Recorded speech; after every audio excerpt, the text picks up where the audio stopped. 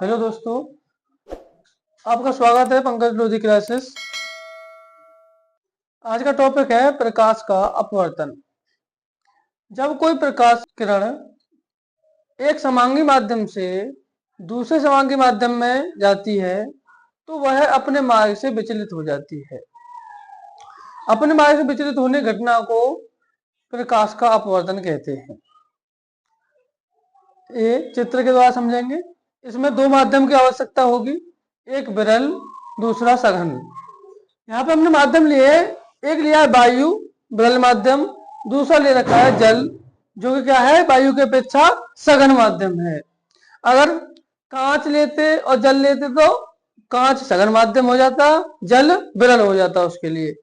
तो क्या करेंगे, विरल माध्यम से कोई प्रकाश किरण आई, आपतन बिंदु पर टकराई, उसके बाद क्या होगा, अपवर्तन के पश्चात जाने ये सीधी चाहिए थी, अपवर्तन के पश्चात क्या हुआ, अविलंब की ओर झुक जाती है। ये जो किरण आ रही है उसे आपतित किरण, आपतित किरण, और जब अपवर्तन के पश्चात सीधी चली जाती है उसे अपवर्तित किरण कहेंगे। आपतन कोण, जो आपतित किरण अविलंब के साथ कोण बनाएगी उसे आपतन कोण, और जो अपवर्तित किरण जो अविलंब के साथ कोण बनाती है उसे अपवर्तन कोण आर कहते हैं। अगर यही माध्यम उल्टा ले लिया जाए, सघन माध्यम ऊपर ले रखा है, विरल माध्यम नीचे ले रखा है यहाँ पे, तो जो किरण आएगी वो अविलंब से दूर हटेगी।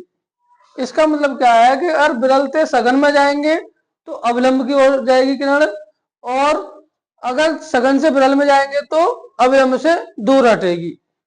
प्रकाश के अपवर्तन के दो नियम हैं, आपतित किरण कोमा आपतन बिंदु पर अविलंब तथा अपवर्तित किरण, तीनों एक ही तल में होते हैं, जो जैसा कि प्रकाश के परावर्तन में भी थे।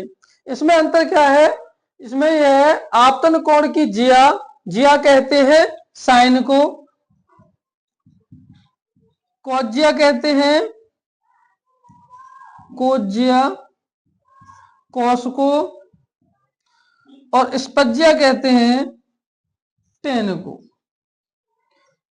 तो आपतन कोण की जिया तथा अपवर्तन कोण की जिया का अनुपात नियत रहता है, यानी साइन आई अपॉन साइन आई बराबर एन नियतांक।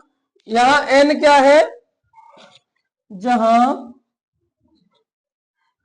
एन एक नियतांक है जिसे एक माध्यम के सापेक्ष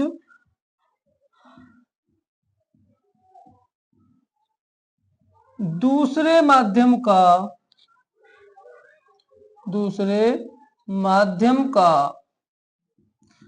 अपवर्तनांक कहते हैं।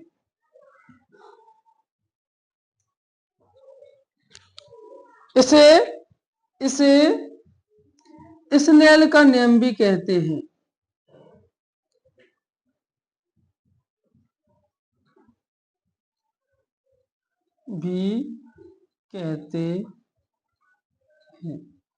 इसका मतलब क्या है कि प्रकाश के अपवर्तन के लिए दो माध्यम चाहिए हमें। कोई से भी दो माध्यम हो सकते हैं, वायु जल, जल कांच, वायु कांच। तो इसमें क्या है, विरल माध्यम से अगर सघन माध्यम में किरण जाएगी तो अविलंब की ओर झुकेगी, और सघन से विरल में जाएगी तो अविलंब से दूर हट जाएगी। दो नियम है इसके, बाकी इतना ही है इसमें।